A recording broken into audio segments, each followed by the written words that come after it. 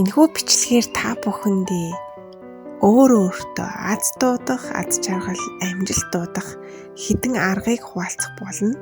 За юуны түрүүнд та бүхэнд бас таталцлын хууль буюу энэ энергийн хуулийг эхлээд тайлбарлаж өгье гэж бодож байна.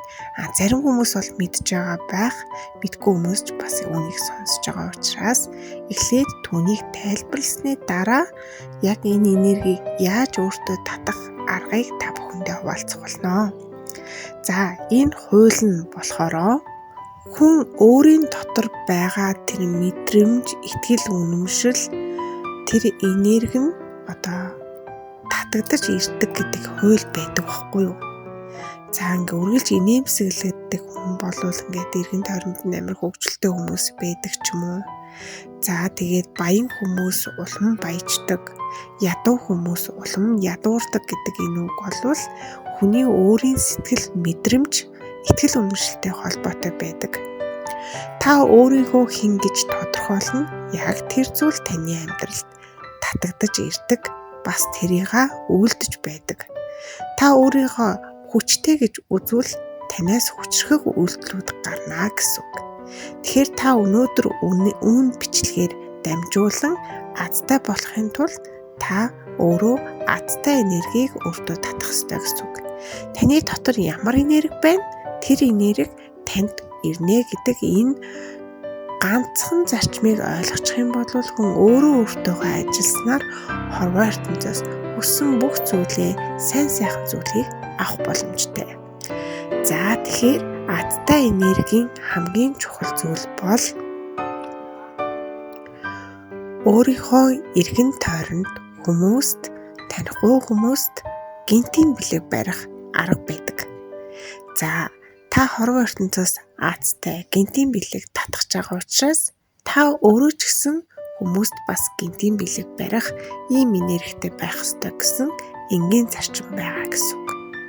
За жишээлбэл гинтийн бэлгийг барихдаа анхаарах зүйл нь таньдаг хүмүүстэй барьж болно.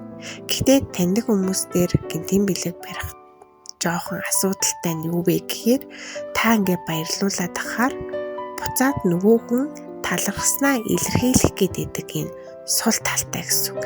Тэгэхээр та хариу нэгдсэн болчихж байгаа байхгүй юу?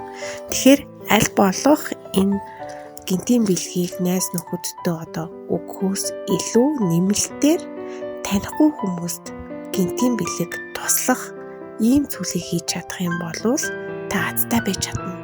Өнөөдрийн энэ бичлэг гэсэн би та бүхнээсээ ямар ч төлбөр мөнгө авахгүйгээр энэ аргыг зааж өгч гинэ гэдэг нь ямар гоё юм бэ, ийм аргыг мэдсэнд үнэхээр таатай байна. Би энэ аргыг бас хэрэгжүүлээд амьдралдаа азтай болчих гэдэг ч юм уу тий.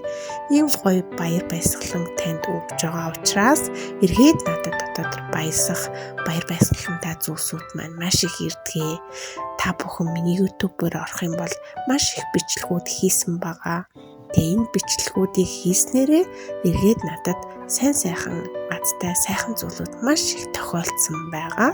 Энэ бол батлагдсан арга байгаа шүү. Тэгэхээр зарим тохиолдолд шүү 100% ийм байж болохгүй. Хүмүүс туслаад гинтийн бэлэг барих гал ингээд явах хэрэггүй. Ер нь орлогынхон эсвэл амьдралынхаа цаг хугацааныхаа ердөө л 11-ийг зарцуулахад болно гэсэн үг.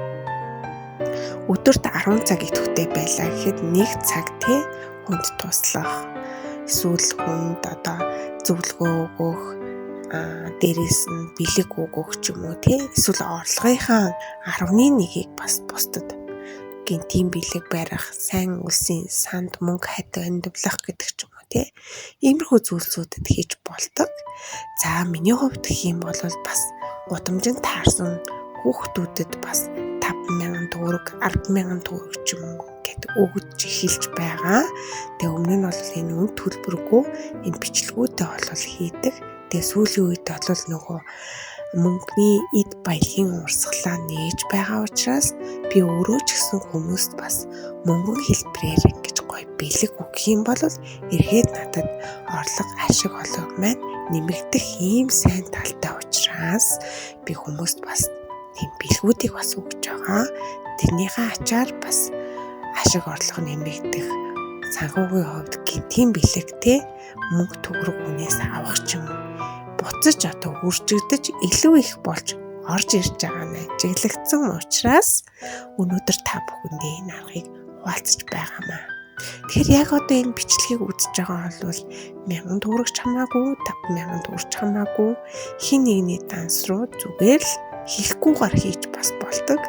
Би бас ээжүүдийн групп дээр ингээ пост бичээд дансаа бичсэн хүнд чимээгүй тус гэдэг мөнгө өгнө гэж хэлээд тэгээд тэр постн дээр оруулж ирсэн данс руу бас мөнгө шилжүүлсэн. Тэгэхээр ийм аргууд байдаг. Зарим хүмүүс ингээд бидэнд тусалчаад би чамд тусалсан штэ. Би ингээд теста чамд яг хэцүү үед чинь тусалсан штэ. Инээ тэрэг гэд ингээ хариу нэхэд гомдлоод тахад бид нар айгүй хэцүү байдаг штэ.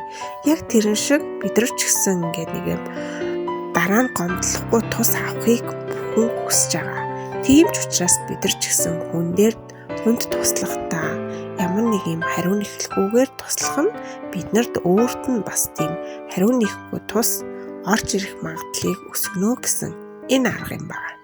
За тэгэхээр ойлгомжтой байсан бол яг одоо та тасныхаа үлдэгдлийг харж агаад 10% нь хинт ч мэддэхгүйгээр хүний данс руу гэж шилжүүлээд үзээрэй. Тэгээд тухайн амар гоё баярлна. Тэгээд гинтийн бэлэг гэж бичээд чимээгүй тус гэж бас бичиж болно.